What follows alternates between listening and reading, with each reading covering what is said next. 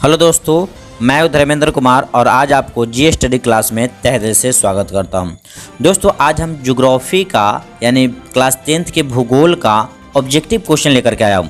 तो दोस्तों, आप लोग क्लास 10th की तैयारी कर रहे होंगे और आप कितनी बेहतर ढंग से तैयारी कर चुके हैं ये ऑब्जेक्टिव क्वेश्चन के माध्यम से आप लोगों को पता होगा। जो आप लोग जो अगले साल जो एग्ज़ाम होने वाले हैं उस एग्ज़ाम में कितने अच्छे से तैयारी है, तो हम कुछ क्वेश्चन आप लोगों के सामने रखेंगे। इम्पोर्टेंट क्वेश्चन जो एग्ज़ाम में पूछे जाते हैं और पूछे गए हैं वो इम्पोर्टेंट क्वेश्चन लेकर के आए हैं और आपसे ये वादा है, प्रॉमिस है कि एक भी क्वेश्चन इससे बाहर के नहीं आएगा, यानी कि आप 50% ऑब्जेक्टिव की अच्छे से तैयारी कर लेंगे। तो दोस्तों, शुरू करते हैं क्वेश्चन नंबर फर्स्ट से, पहला से।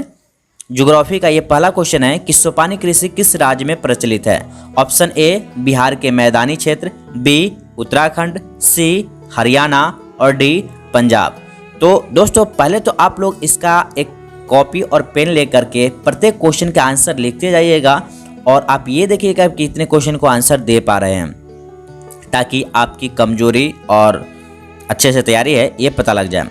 तो इसका आंसर जो है वो बी उत्तराखंड होगा। क्वेश्चन नंबर 2 है सीमेंट उद्योग का सबसे प्रमुख कच्चा माल क्या है? तो ऑप्शन ए है चूना पत्थर, बी बॉक्साइट, सी ग्रेनाइट और डी लोहा। तो इसका आंसर चूना पत्थर यानी कि ए होगा। क्वेश्चन नंबर 3 है कौन भारत का सबसे बड़ा लौह उत्पादक राज्य है? तो इसका option A Karnataka, B Goa, C Orissa और डी झारखंड। तो इसका ऑप्शन ए कर्नाटक होगा। क्वेश्चन नंबर 4 है किस खनिज को उद्योग का जननी माना गया है? कि ऑप्शन ए है सोना, ऑप्शन बी तांबा, ऑप्शन सी लोहा और option D manganese.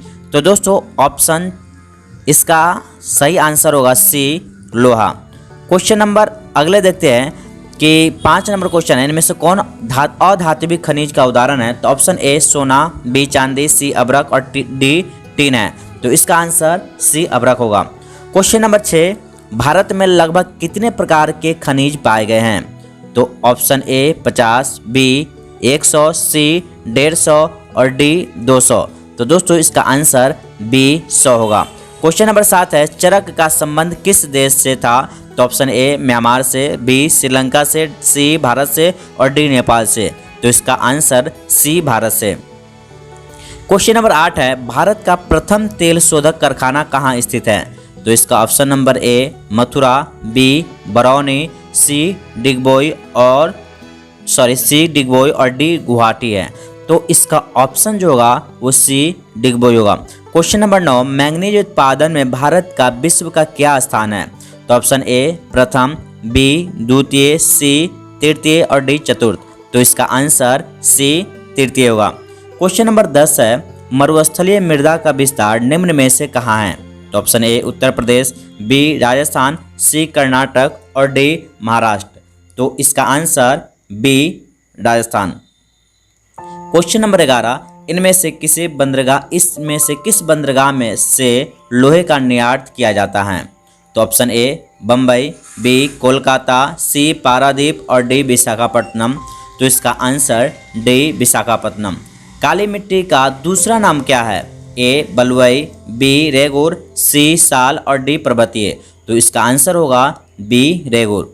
Question number 13 प्राकृतिक संसाधनों के संरक्षण हेतु 1968 ईस्वी में कौन सा कन्वर्सन हुआ था? तो ऑप्शन ए अफ्रीकी कन्वर्सन, बी वेटलैंड्स कन्वर्सन, सी विश्व आपदा कन्वर्सन और डी इनमें से कोई नहीं। तो इसका ऑप्शन ए अफ्रीकी convention. Question number 14 plaster of Paris किससे बनाया जाता है? तो ऑप्शन ए है डोलोमाइट, बी है जिप्सम, सी प्लेटिनियम, डी कायनाइट। तो इसका आंसर जो होगा बी जिप्सम। क्वेश्चन नंबर 15 है निम्नलिखित में किस खनिज का सबसे बड़ा उत्पादक राज्य उड़ीसा है? तो ऑप्शन ए लौह अयस्क, बी तांबा, सी टीन और डी मैंगनीज है। तो इसका आंसर दोस्तों डी मैंगनीज होगा। क्वेश्चन नंबर 16 भारत में तांबा का कुल भंडार कितना है? इसका option A 100 crore ton, B 125 crore ton, C 50 crore ton और डी 175 करोड़ टन। तो इसका आंसर बी 125 करोड़ टन होगा। क्वेश्चन नंबर 17 है, एल्युमिनियम बनाने के लिए किस खनिज की आवश्यकता पड़ती है? तो इसका option A manganese, B tin, C लोहा और डी बॉक्साइट। तो इसका आंसर दोस्तों डी बॉक्साइट होगा। क्वेश्चन नंबर 18 है, इनमें से कौन लौह युक्त खनिज का उदाहरण है? तो ऑप्शन ए मैग्नीज, बी अभ्रक, सी बॉक्साइट और डी चूना पत्थर। तो इसका आंसर ए मैग्नीज होगा। क्वेश्चन नंबर 19, मेढक के प्रजनन को नष्ट करने वाला रसायन कौन सा है? तो ऑप्शन ए है बेंजीन, बी यूरिया, सी एड्रीन और डी फास्फोरस। तो दोस्तों इसका आंसर जो होगा सी एड्रीन। उसका नेक्स्ट क्वेश्चन जो है क्वेश्चन नंबर 19 मेढक हो गया यानी कि एड्रीन होगा। क्वेश्चन नंबर 20, समुद्री क्षेत्र में राजनीतिक सीमा के कितने किलोमीटर क्षेत्र तक संपदा निहित है? Option A 10.2 kilometre, B 15.5 kilometre, C 12.2 kilometre और डी 19.2 किलोमीटर। तो इसका आंसर डी 19.2 किलोमीटर होगा। क्वेश्चन नंबर 21 है, बिजली के बल्ब के फिलामेंट बनाने में किसका उपयोग होता है? तो यहाँ पे बल्ब होगा, गलती से मिस्टेक हो गया। तो आप इसका ऑप्शन ए टंगस्टन, बी तांबा, सी कोबाल्ट और डी जस्ता। तो इसका आंसर जो होगा ए टंगस्टन।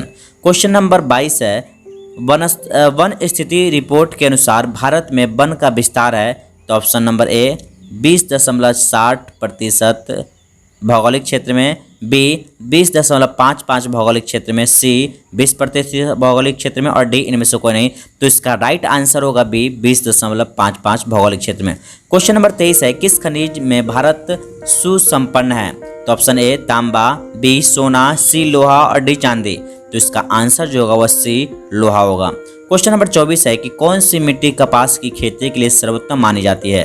तो ऑप्शन ए लाल, बी जलोढ़, सी काली और डी पर्वतीय। तो इसका आंसर सी काली होगा। क्वेश्चन नंबर 25 है कि झारखंड का कोडरम्मा किस खनिज के उत्पादन के लिए प्रसिद्ध है? ऑप्शन ए अभ्रक, बी सोना, सी लोहा और डी चांदी।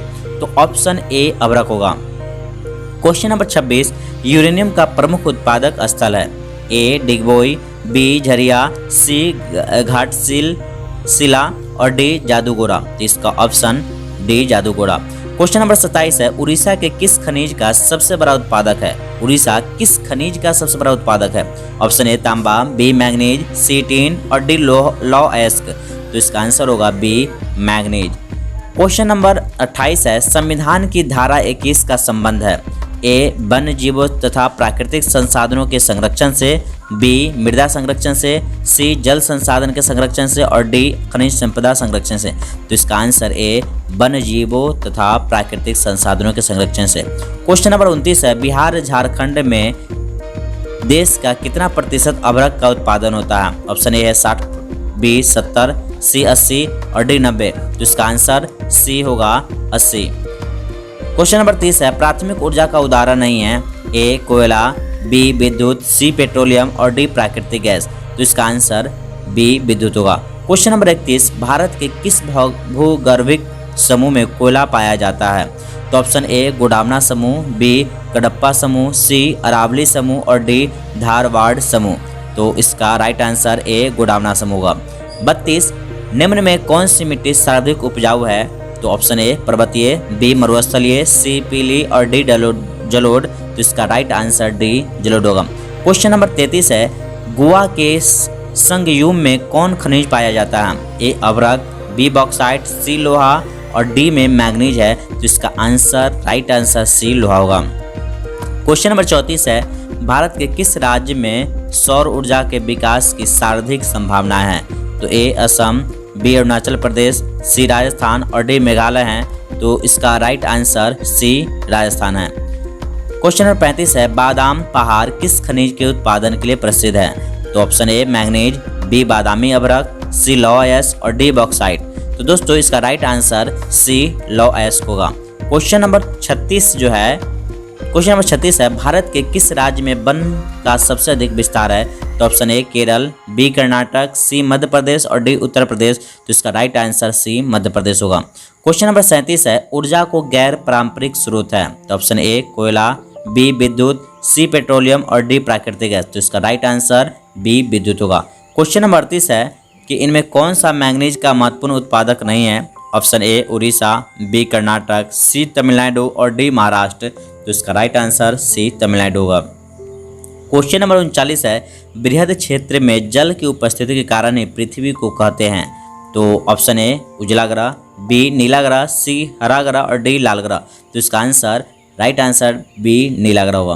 क्वेश्चन नंबर 40, ज्वारीय एवं तरंग ऊर्जा उत्पादन हेतु अनुकूल परिस्थितियाँ कहाँ पाई जाती हैं। तो ऑप्शन ए मन्नार की खाड़ी में, बी खंबात की खाड़ी में, सी गंगा नदी में और डी कोसी नदी में। तो इसका राइट आंसर बी खंबात की खाड़ी। दोस्तों उम्मीद है कि आप लोग यहाँ तक पहुँचे होंगे और आप लोग यहाँ तक पहुँच गए हैं तो आप लोग कितना सही हुआ है ये आप लोग कमेंट बॉक्स में ज़रूर बताइएगा। और आप लोगों के बताने के लिए, जानकारी के लिए बता देना चाहते हैं कि आप लोग अगर 30 से ज़्यादा क्वेश्चन का आंसर आपको आता है तो गारंटी कि आप लोग भूगोल के क्वेश्चन आप लोगों से छूटेगा नहीं, क्योंकि आप लोगों को पता है कि 100 क्वेश्चन ऑब्जेक्टिव में दिया जाता है जिसमें से आपको 50 मिलेगा, आंसर देना होगा। तो दोस्तों 30 है तो ठीक ठाक है, अगर 35 क्वेश्चन का आंसर देते तो बहुत अच्छा है, अगर 40 के 40 आते हैं तो बात ही कुछ और होगा। तो दोस्तों आप लोग कितने क्वेश्चन का आंसर दे पाए हैं कमेंट बॉक्स में ज़रूर भेजिएगा, ताकि और आगे की इसी तरह से नेक्स्ट पार्ट हम लेकर के आएंगे।